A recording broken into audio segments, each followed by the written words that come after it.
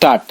ಸನ್ಮಾನ್ಯ ಸಭಾಪತಿಯವರೇ, ಸನ್ಮಾನ್ಯ ಸಭಾಧ್ಯಕ್ಷರೇ ಹಾಗೂ ಸನ್ಮಾನ್ಯ ಸದಸ್ಯರೇ, ಕರ್ನಾಟಕ ವಿಧಾನಮಂಡಲದ ಈ ಜಂಟಿ ಅಧಿವೇಶನಕ್ಕೆ ನಿಮ್ಮೆಲ್ಲರನ್ನೂ ಹೃತ್ಪೂರ್ವಕವಾಗಿ ಸ್ವಾಗತಿಸುತ್ತೇನೆ. ಕರ್ನಾಟಕದ ಜನತೆಯ ಸೇವೆ ಮಾಡಲು ನನಗೆ ಅವಕಾಶ ದೊರೆತಿರುವುದು ನನಗೆ ಸಂದ ವಿಶೇಷ ಗೌರವವೆಂದು ನಾನು ಭಾವಿಸಿದ್ದೇನೆ. ಕಳೆದ 1 ವರ್ಷದಲ್ಲಿ ನನ್ನ ಸರ್ಕಾರವು ಕರ್ನಾಟಕದ ಜನತೆಯ ಅಭಿವೃದ್ಧಿಗಾಗಿ ಶ್ರಮಿಸಿದೆ ಮತ್ತು ಈ ವರ್ಷವು ಉತ್ತಮ ಆಡಳಿತವನ್ನು ನೀಡುವ ಆತ್ಮವಿಶ್ವಾಸದಿಂದ ಮುನ್ನಡೆಯಲಿದ್ದೇವೆ. ತಮಗೆಲ್ಲರಿಗೂ ತಿಳಿದಿರುವಂತೆ ರಾಜ್ಯದ 15 ಜಿಲ್ಲೆಗಳಲ್ಲಿ ಹಿಂದೆಂದೂ ಕಂಡರಿಯದಂತಹ ಭಾರೀ ಪ್ರವಾಹ ಸಂಭವಿಸಿ ಅಪಾರ ಜೀವಹಾನಿ ಮತ್ತು ಆಸ್ತಿ-ಪಾಸ್ತಿ ನಷ್ಟ ಉಂಟಾಯಿತು. ಈ ಬಗ್ಗೆ ನನ್ನ ಸರ್ಕಾರ ಕೂಡಲೇ ಸ್ಪಂದಿಸಿ ಪರಿಹಾರ ಶಿಬಿರಗಳನ್ನು ತೆರೆದು ಸಮರೋಪಾದಿಯಲ್ಲಿ ಪರಿಹಾರ ಕ್ರಮಗಳನ್ನು ಕೈಗೊಂಡಿದ್ದು, ಪ್ರವಾಹ ಪೀಡಿತರಿಗೆ ಊಟ ಮತ್ತು ತಾತ್ಕಾಲಿಕ ವಸತಿ ವ್ಯವಸ್ಥೆಯನ್ನು ಕಲ್ಪಿಸಲಾಗಿತ್ತು. ರಾಜ್ಯದ ಒಟ್ಟಾರೆ ಅಭಿವೃದ್ಧಿಗೆ ಮತ್ತು ಕೆಲವು ಕ್ಷೇತ್ರಗಳಲ್ಲಿ ಪ್ರಾದೇಶಿಕ ಅಸಮತೋಲನವನ್ನು ಕಡಿಮೆ ಮಾಡಲು ಮತ್ತು ರಾಜ್ಯ ಹಿಂದುಳಿದ ತಾಲೂಕುಗಳನ್ನು ಆರ್ಥಿಕವಾಗಿ, ಸಾಮಾಜಿಕವಾಗಿ ಮತ್ತು ಶೈಕ್ಷಣಿಕವಾಗಿ ಅಭಿವೃದ್ಧಿಪಡಿಸಲು ನನ್ನ ಸರ್ಕಾರವು ಬದ್ಧವಾಗಿದೆ ಮತ್ತು ಪ್ರಾದೇಶಿಕ ಅಸಮತೋಲನವನ್ನು ಹೋಗಲಾಡಿಸಲು ಒಂದು ಉನ್ನತ ಅಧಿಕಾರ ಸಮಿತಿಯನ್ನು ರಚಿಸಲಾಗಿದೆ. ಸಮಾಜದ ಸಮಗ್ರ ಕ್ಷೇಮಾಭಿವೃದ್ಧಿಗೆ ರೈತರ ಅಭಿವೃದ್ಧಿ ಮತ್ತು ಕಲ್ಯಾಣವು ಅತ್ಯವಶ್ಯಕ. ಈ ವರ್ಷ ಹವಾಮಾನ ವೈಪರೀತ್ಯದಿಂದ ಆಹಾರ ಉತ್ಪಾದನೆ ಕ್ಷೀಣಿಸಬಹುದು. ಆದ ಕಾರಣ ರೈತರಿಗೆ 25% ಸಹಾಯಧನವನ್ನು ನೀಡಿ ಬಿತ್ತನೆ ಬೀಜಗಳನ್ನು ಪೂರೈಸಲಾಗಿದೆ. ಕೃಷಿ, ಪಶುಸಂಗೋಪನೆ, ತೋಟಗಾರಿಕೆ, ರೇಷ್ಮೆ ಮತ್ತು ತತ್ಸಂಬಂಧಿತ ಚಟುವಟಿಕೆಗಳ ನಡುವೆ ಉತ್ತಮ ಸಮನ್ವಯವನ್ನು ಸಾಧಿಸುವ ದೃಷ್ಟಿಯಿಂದ ರಾಜ್ಯ ಸರ್ಕಾರವು ಕರ್ನಾಟಕ ಕೃಷಿ ಮಿಷನ್ ನನ್ನು ರಚಿಸಿದೆ. ಮಾರುಕಟ್ಟೆಗಳಲ್ಲಿ ಕೃಷಿ ಉತ್ಪನ್ನಗಳ ಪ್ರತಿದಿನದ ಆಗಮನ ಮತ್ತು ಅವುಗಳ ಬೆಲೆಯ ಬಗ್ಗೆ ಮಾಹಿತಿ ಒದಗಿಸುವುದಕ್ಕಾಗಿ ಕೃಷಿ ಮಾರಾಟ ವಾಹಿನಿ ಎನ್ನುವ ವೆಬ್ಸೈಟ್ ಅನ್ನು ಪ್ರಾರಂಭಿಸಲಾಗಿದೆ. ಹಾಗೆಯೇ ಸಾರ್ವಜನಿಕರಿಗಾಗಿ ಕಡಿಮೆ ದರದಲ್ಲಿ ಉತ್ತಮ ಗುಣಮಟ್ಟದ ಅಕ್ಕಿಯನ್ನು ಒದಗಿಸಲು ಮತ್ತು ಮುಕ್ತ ಮಾರುಕಟ್ಟೆಯಲ್ಲಿ ಹಣದುಬ್ಬರದ ಪ್ರವೃತ್ತಿಯನ್ನು ನಿಯಂತ್ರಿಸಲು ಅಕ್ಕಿ ಸಂತೆಗಳನ್ನು ವ್ಯವಸ್ಥೆಗೊಳಿಸಲಾಗಿದೆ. ನನ್ನ ಸರ್ಕಾರವು ಸಾರ್ವಜನಿಕ ವಿತರಣೆ ವ್ಯವಸ್ಥೆಯಡಿ ಅತ್ಯವಶ್ಯ ಉಪಯುಕ್ತ ವಸ್ತುಗಳ ಪೂರೈಕೆಗಾಗಿ ಸಮುದಾಯ ವಿತರಣೆಯ ವ್ಯವಸ್ಥೆಯನ್ನು ಮತ್ತಷ್ಟು ಉತ್ತಮಗೊಳಿಸಿದೆ. ರಾಜ್ಯದಲ್ಲಿ ಉತ್ತಮ ಆರೋಗ್ಯ ಸೇವೆ ಒದಗಿಸುವುದು ನನ್ನ ಸರ್ಕಾರದ ಆದ್ಯತೆಗಳಲ್ಲಿ ಒಂದು. ಸರ್ವರಿಗೂ ಆರೋಗ್ಯ ಎನ್ನುವುದು ಆರೋಗ್ಯ ಇಲಾಖೆಯ ಧ್ಯೇಯ. ಜನತೆಗೆ, ಅದರಲ್ಲೂ ಬಡ ಜನತೆಗೆ ಉತ್ತಮ ಆರೋಗ್ಯ ಸೇವೆಯನ್ನು ಒದಗಿಸುವ ನಿಟ್ಟಿನಲ್ಲಿ ಅನೇಕ ಸಕ್ರಿಯ ಕಾರ್ಯಕ್ರಮಗಳನ್ನು ರೂಪಿಸಿ ಜಾರಿಗೊಳಿಸಲಾಗುತ್ತಿದೆ.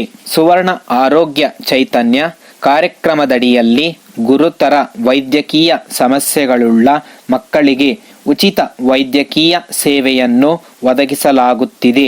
ವ್ಯಾಪಕ ಅಭಿವೃದ್ಧಿಗೆ ವಿಶೇಷ ಗಮನ ನೀಡಿರುವ ನನ್ನ ಸರ್ಕಾರವು ಕಡು ಬಡವರ ಕಷ್ಟ ಕಾರ್ಪಣ್ಯಗಳ ನಿವಾರಣೆಗೆ ತನ್ನ ದೃಢ ನಿಶ್ಚಯದಿಂದ ಸಾಮಾಜಿಕ ಭದ್ರತೆಯನ್ನು ವಿಸ್ತರಿಸುವ ಕಾರ್ಯಕ್ರಮಗಳಿಗೆ ಹೆಚ್ಚಿನ ಒತ್ತನ್ನು ನೀಡಿದೆ.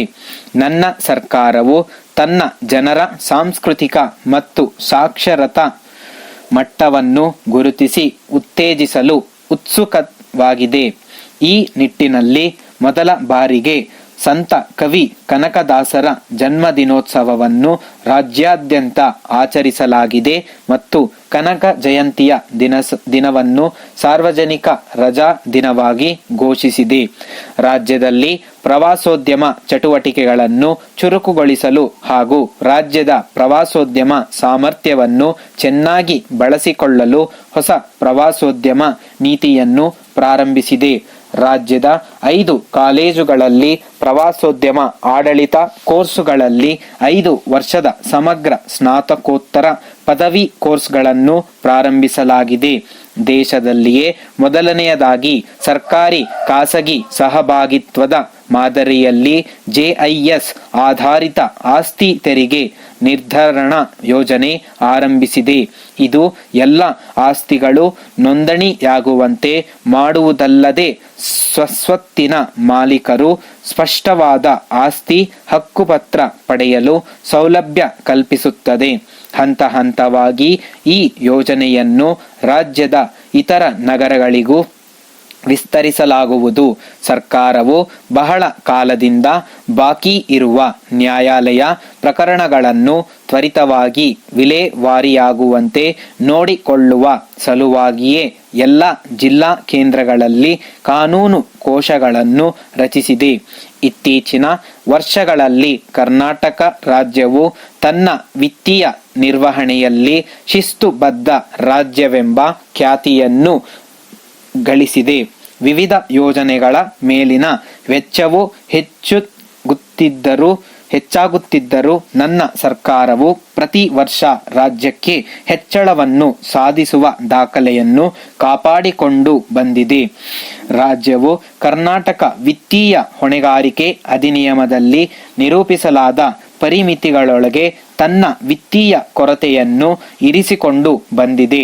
ನನ್ನ ಸರ್ಕಾರವು ಮುಂಬರುವ ವರ್ಷಗಳಲ್ಲಿ ಕೂಡ ಈ ದಾಖಲೆಯನ್ನು ಉಳಿಸಿಕೊಳ್ಳಲು ನಿಶ್ಚಯಿಸಿದೆ ಮತ್ತು ಬಂಡವಾಳ ಹೂಡಿಕೆಯು ಸುಸ್ಥಿರವಾಗಿ ದೊರಕುವಂತೆ ನೋಡಿಕೊಳ್ಳುತ್ತದೆ. ನನ್ನ ಸರ್ಕಾರವು ಎಲ್ಲ ಅಭಿವೃದ್ಧಿ ಕಾರ್ಯಕ್ರಮಗಳ ಅನುಷ್ಠಾನಕ್ಕೆ ಎಲ್ಲ ಶಾಸಕರ ಸಹಕಾರವನ್ನು ಕೋರುತ್ತದೆ. ಕರ್ನಾಟಕದ ಸಮಗ್ರ ಪ್ರಗತಿ ಮತ್ತು ಅಭಿವೃದ್ಧಿಗೆ ತಾವೆಲ್ಲರೂ ತಮ್ಮ ಬೆಂಬಲವನ್ನು ನೀಡುವಿರೆಂಬ ವಿಶ್ವಾಸ ನನಗಿದೆ. ಈ ಪ್ರಯತ್ನದಲ್ಲಿ ತಮಗೆ ಸರ್ವ ಯಶಸ್ಸು ದೊರಕಲೆಂದು ತಮಗೆಲ್ಲರಿಗೂ ಶುಭ ಕೋರುತ್ತೇನೆ. ಮಾನ್ಯ ಯಶ್ ರಾಜ್ ಕಂಪನಿ ನಿಯಮಿತ, ಬಸವೇಶ್ವರ ನಗರ, ಬೆಂಗಳೂರು ಇವರಿಗೆ ಮಾನ್ಯರೇ, ತಮ್ಮ 25ನೇ ಅಕ್ಟೋಬರ್ ತಿಂಗಳಿನಲ್ಲಿ ಬರೆದಂತ ಪತ್ರ ಬಂದು ತಲುಪಿತು.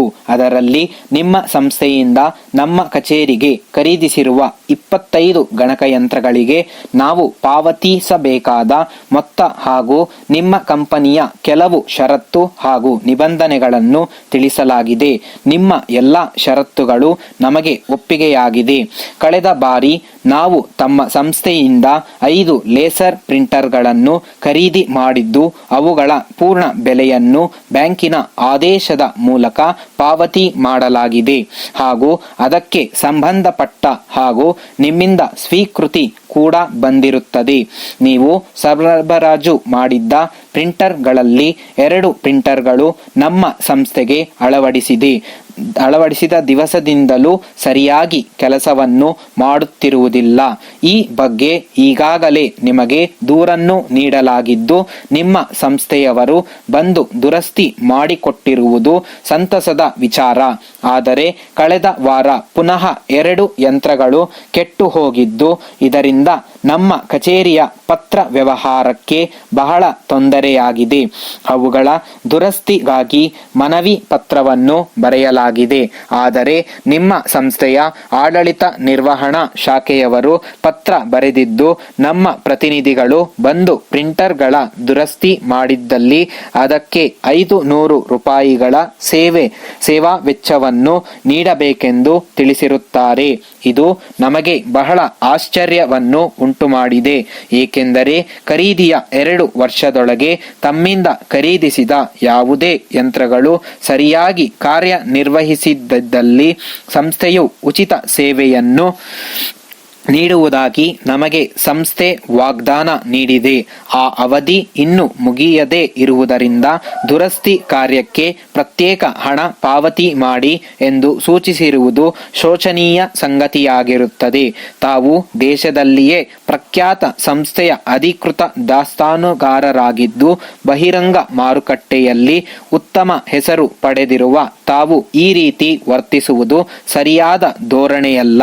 ಕೂಡಲೇ ನಮ್ಮ ಮನವಿಗೆ ಪುರಸ್ಕಾರ ನೀಡಿ ಒಪ್ಪಂದದ ಪ್ರಕಾರ ದುರಸ್ತಿ ಮಾಡಿಕೊಡಬೇಕೆಂದು ಮನವಿ ಮಾಡಿಕೊಳ್ಳುತ್ತೇನೆ. ಈ ಬಗ್ಗೆ ನಮ್ಮ ಪತ್ರ ತಲುಪಿದ ಮರುಕ್ಷಣವೇ ನೀವು ಉತ್ತರ ನೀಡುತ್ತೀರೆಂದು ಆಶಿಸುತ್ತೇನೆ. ತಮ್ಮ ವಿಶ್ವಾಸಿ, ಕರ್ನಾಟಕ ರಾಜ್ಯ ಹಾಲು ಉತ್ಪಾದಕರ ಸಂಘ.